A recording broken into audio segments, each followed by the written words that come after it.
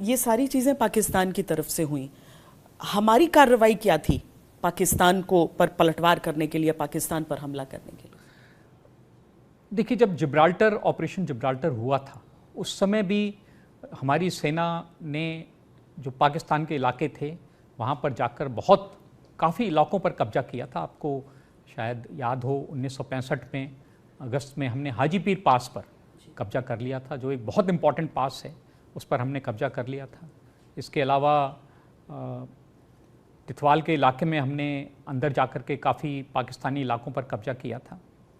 पर जब उसने अखनूर पर हमला किया तो फिर हमारा जो नेतृत्व था, अभी उसको लगा कि अब समय आ गया है कि पाकिस्तान को सबक सिखाने का और पाकिस्तान के जो मेन इलाके हैं उन पर ऑफेंसिव करने का।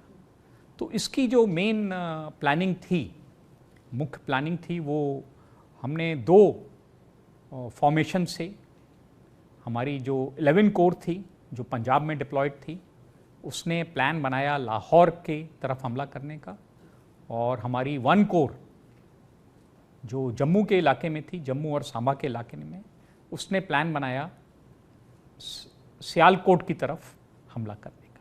तो ये दोनों हमले हमने 6 सितंबर और 8 सितंबर को शुरू किए, और इसमें बहुत बड़े इलाके पर पाकिस्तान के हमने कब्जा किया। बहुत इम्पॉर्टेंट लड़ाइयाँ हुई। हमने लाहौर के रास्ते में पड़ने वाले मुख्य जो इलाके थे, डोगराई, बरकी, उन पर कब्जा किया। सियालकोट की तरफ बढ़ते हुए फिलौरा पर कब्जा किया। तो ये सभी जो हमारी ऑफेंसिव प्लान थे, उनके तहत हमने पाकिस्तान के काफ़ी बड़े इलाकों पर कब्जा किया। अभी इसमें जो एक बहुत इम्पॉर्टेंट बात यह है कि जो पाकिस्तान की सेना को काफ़ी मदद मिली थी अमेरिका से भी, और उसके पास बहुत अच्छे टैंक्स थे, पैटर्न टैंक्स। पर इसके बावजूद जो हमारे सेना के जो टैंक्स थे, उन्होंने पैटर्न टैंक्स को पूरी तरह से बर्बाद किया हर लड़ाई में। यानी कि अगर आप देखें खेमकरन के पास असल उत्तर में, तो जो असल उत्तर का मैदान था वो तो एक तरीके से पैटर्न टैंक्स का कब्रिस्तान बन गया था।